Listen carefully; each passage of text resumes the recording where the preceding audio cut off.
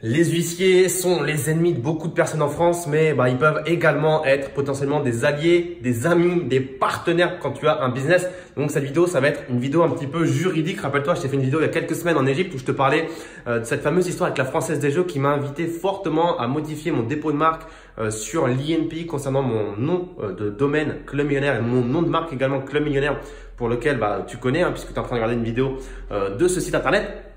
Et vous étiez quelques-uns à me dire que ça vous intéressait que je parle des galères qu'on peut rencontrer en tant qu'entrepreneur, en tant que chef d'entreprise, entrepreneur, et de faire un petit peu de juridique entre guillemets, puisque généralement vous êtes nombreux également à dire que oui, les entrepreneurs sur internet ne montrent que les beaux côtés, ne montrent que quand ils voyagent, ne montrent que quand ils gagnent de l'argent, mais ne parlent pas forcément des pertes ou des erreurs ou des problèmes juridiques ou de choses comme ça. Donc je me suis dit pourquoi pas vous faire partager également un petit peu tout ça, puisque bien évidemment que lorsque l'on est entrepreneur, on est, alors je dirais pas au quotidien et heureusement, mais on est de temps en temps confronté à des problèmes d'ordre juridique ou des problèmes avec des clients, des problèmes avec des partenaires, des problèmes de tout type. Et c'est important et ça fait partie de la vie d'un entrepreneur et c'est comme ça qu'un entrepreneur également grandit, apprend et se développe. Donc, je te parlais à la fois de l'INPI et de ce dépôt de marque qui avait posé quelques problèmes qui finalement n'étaient vraiment pas très importants. Il suffisait simplement de faire une petite modification. Si tu n'as pas vu la vidéo, je te la mets dans la barre de la description, tu pourras la retrouver. Mais aujourd'hui, je vais te parler d'un autre problème, enfin entre guillemets problème, puisque je vais te parler d'un litige que j'ai eu avec pas un partenaire, du coup un prestataire plutôt, et je vais te raconter toute l'histoire au complet. Donc là, j'ai juste ici un courrier. Alors, je vais faire attention de cacher les informations pour lesquelles tu n'as pas besoin de voir. Hop. Voilà, là c'est un courrier d'un huissier, je vais faire le petit focus, voilà, qui m'a adressé, je vous adresse en conséquence ce règlement d'un montant de 1378,60 € par lettre chèque. Vous en souhaitant bonne réception, votre bien dévoué. Et donc, tu peux voir que c'est un huissier de justice bordelais à Bordeaux qui m'a envoyé ça. Donc, voilà, on peut faire un descriptif ici. Le principal, les intérêts cumulés, des intérêts calculés, puisqu'il peut y avoir des intérêts également sur les sommes à recouvrir, les provisions versées et les émoluments de recouvrement, donc les frais de huissier. Donc, on peut voir que l'huissier finalement n'a pris que 177 € pour se rémunérer, ce qui est très peu vis-à-vis de ce qui peut te faire gagner comme argent. Alors encore une fois, c'est pas forcément une base à prendre en compte parce que chaque dossier, chaque cas est différent, mais ça te montre un petit peu un aperçu. Donc à quoi correspond ces 1300 et quelques euros que j'ai récupérés grâce à un huissier? Je vais te raconter ça, je vais m'installer tranquillement et je vais te raconter.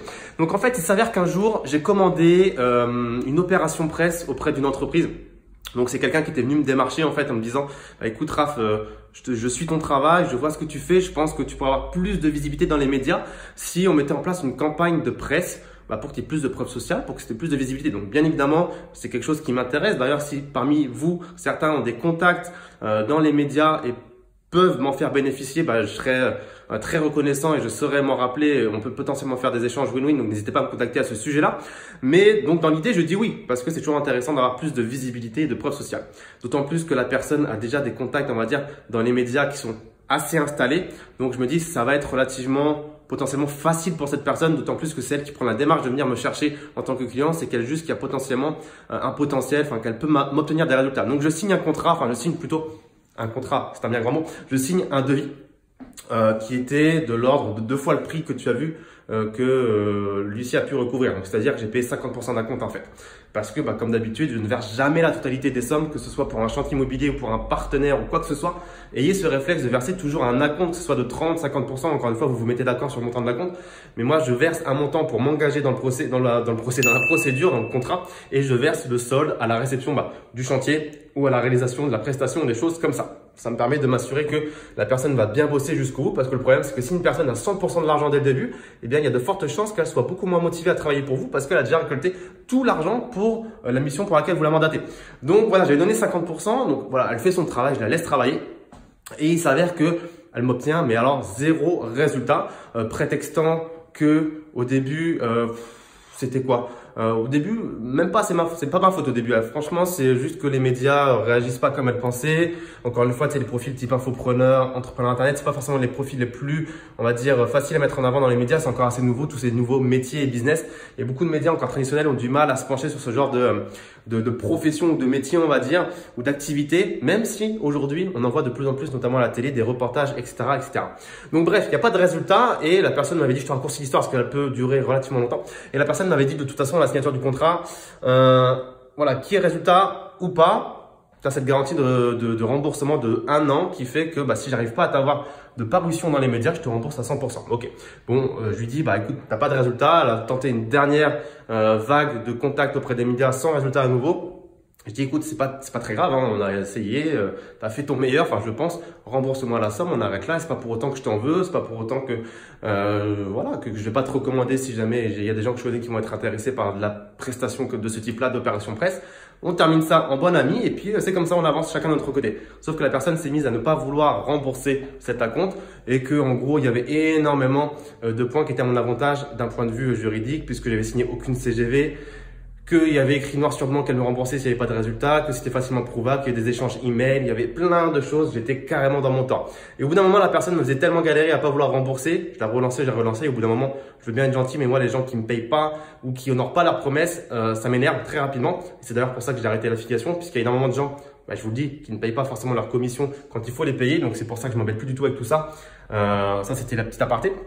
Mais je me dis, bon, voilà, Raph, je sais que la justice française, elle est ridicule, mais après tout, c'est tout le temps des choses que j'ai entendues de la bouche d'autres personnes et en tant qu'entrepreneur, je suis curieux et j'ai envie d'essayer moi-même la justice française, voir ce que ça vaut, voir ce que ça donne et que je puisse confirmer que c'est de la merde. Intimement, au fond de moi, avant de commencer quoi que ce soit, je savais que ça allait être long et galère, mais je me suis dit, ce gars en face de moi, il m'énerve énormément. En plus, voilà, il a une tête de Jean Richard, de mec bien né, qui avait tout en fait, comme je disais, il a déjà plein de réseaux dans les médias, c'était pas un hasard, c'est que sa famille était déjà dans les médias, des choses comme ça.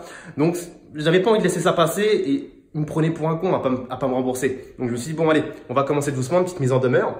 Ça répond pas. Assignation tribunal de grande instance et puis on a continué la procédure. Enfin, du moins, j'ai continué la procédure. Bon, ça a été facile pour moi de prouver que j'étais en position de force et que lui était en tort. Mais malgré tout ça, ça prend du temps puisque, y a pas à dire. La justice française est ce qu'elle est et, les reports d'audience, c'est très facile à obtenir. Hein. Ce qui s'est passé, c'est que je me suis rendu 2 ou 3 fois en tout au tribunal de grande instance de Reims. Donc, j'ai fait la plainte depuis la France, parce que c'était beaucoup plus simple. Et je suis tombé des nues, entre guillemets, enfin, à moitié. Je savais comment ça allait se passer, mais en gros, tu es convoqué à 1 heure d'audience, tu arrives. Et il y a plusieurs personnes. Donc, il y a des gens qui ont des avocats, tu as des gens qui n'ont pas d'avocat. Moi, pour ce dossier, j'ai pas pris d'avocat parce que j'avais pas envie d'aller jusque-là, de payer une blinde pour finalement, tu vois, 1300 €. Franchement, c'est même pas pour l'argent. 1300 €, j'ai perdu plus d'énergie et de temps à aller faire ce dossier-là et à me rendre au tribunal que de bosser sur mon business. Mais ça, c'était vraiment pour la curiosité et l'expérience, comme je te disais. Donc, j'ai pas pris d'avocat. Et en gros, tous ceux qui ont des avocats passent avant, parce qu'ils sont prioritaires. Et ceux qui n'ont pas d'avocat passent en dernier. Mais on est tous dans la même pièce. Et puis, le juge convoque les personnes l'un après l'autre. Dossier un tel, dossier un tel, dossier un tel. Ils y vont. Et tu passes devant tout le monde. Donc, c'est un petit peu intimidant parce que tu sais, tu as le juge qui est un petit peu en hauteur par rapport à tout le monde dans la salle, dans l'audience. Et toi, après chacun son tour, on va voir devant le juge.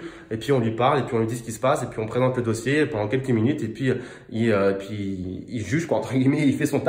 Sauf que les reports d'audience, c'était que ça. C'est-à-dire que tu as un avocat qui allait devant le juge, report d'audience parce que l'adversaire s'est pas présenté, parce que l'adversaire a présenté une pièce la veille. Du coup, on n'a pas eu le temps de la prendre en compte dans le dossier, cette pièce. On n'a pas eu le temps de l'analyser. Donc, ça reporte l'audience. Et les reports d'audience, c'est pas dans 2 semaines. C'est dans 3 à 6 mois, généralement. Donc, ce qui s'est passé, c'est que la première fois, j'ai eu un report d'audience parce que le mec n'est pas venu. La deuxième fois, j'ai eu un report d'audience parce que visiblement, il avait envoyé des pièces la veille que, forcément, on n'a pas eu le temps de recevoir. Donc, ça faisait encore un nouveau report d'audience. Bref, il s'est passé 2-3 trucs comme ça. Je sais plus exactement dans les détails. Mais, je me suis rendu compte qu'en France, quand tu as des problèmes juridiques, faut vraiment pas être inquiet. C'est-à-dire que reporter les audiences pendant plusieurs années, ça a l'air d'être visiblement quelque chose qui est un jeu d'enfant. Et, ça m'a rassuré sur le fait que, en tant qu'expatrié, si un jour il y a un client qui malheureusement veut s'attaquer à moi parce que j'ai fait une bêtise ou quoi que ce soit, alors bien évidemment je suis pas en train de dire que je fais des bêtises ou que je suis en train d'escroquer mes clients ou quoi que ce soit, mais malheureusement des fois on a des clients qui, par exemple, des fois je vends un livre à 9 € en free plus shipping, et un client il a pas reçu au bout de 3 jours, il est là menacé à me dire que qu'il va me faire un procès pour publicité mensongère, escroquerie, je sais pas quoi. Bon, c'est un exemple parmi tant d'autres, toi, mais ça peut arriver des fois des gens qui s'excitent pour rien. Je me dis, le mec qui vraiment ferait une tentative d'attaque judiciaire, il peut vraiment avoir du courage parce que je suis à l'étranger et quand je vois la lenteur de la justice française avec les reports d'audience, ça serait une très très grosse blague. Donc ça m'a confirmé ce point-là en tout cas. N'empêche qu'il y a un moment, à force de faire des reports d'audience et en disant au juge que mec, je me déplace de l'étranger quand même exprès pour ce report d'audience, je faisais exprès d'insister, même si au final, je faisais en sorte de m'arranger pour que quand je revienne pour l'audience, en fait, je revenais en même temps pour voir la famille et les amis, donc ça m'a vraiment pas pénalisé là-dessus. J'ai jamais été à un moment forcé de revenir exprès pour ça, donc tant mieux, parce que sinon ça m'aurait vraiment saoulé. Mais le juge a compris qu'au final, c'était une affaire de merde et que le mec était en tort. Je lui avais imprimé tout dans le dossier noir sur blanc comme quoi il était en tort. J'ai signé aucune CGV qui m'avait promis de rembourser, etc. Et il a statué en ma faveur la décision. Donc à partir de ce moment-là, il fait une décision exutoire, nanani nanana, je te laisserai te renseigner sur ce que c'est précisément. Mais en gros, j'ai gagné, il y a des délais à attendre, enfin à laisser couler entre guillemets, si jamais quelqu'un fait appel, enfin si le mec fait appel. Et ensuite, tu dois mandater un huissier. Donc c'est pas parce que tu as gagné que c'est bon, le mec doit te payer, il est obligé de payer. Il faut quand même mandater un huissier pour qu'il aille récupérer l'argent. Tu peux pas juste dire à ton adversaire, bah regarde, c'est bon, j'ai gagné, paye-moi, c'est terminé, t'as perdu mec. Non, il faut quand même mandater un huissier, donc là aussi ça coûte de l'argent comme tu as pu le voir. Et lui, il va aller chercher l'argent.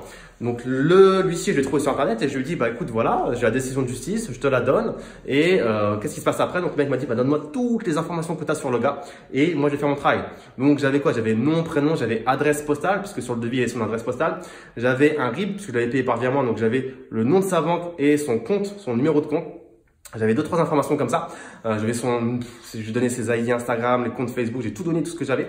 Et l'huissier m'a dit, bah écoute, c'est bon, je vais procéder à une saisie sur compte. Donc je sais pas comment il a fait. Après, il doit contacter l'établissement bancaire, je pense, etc.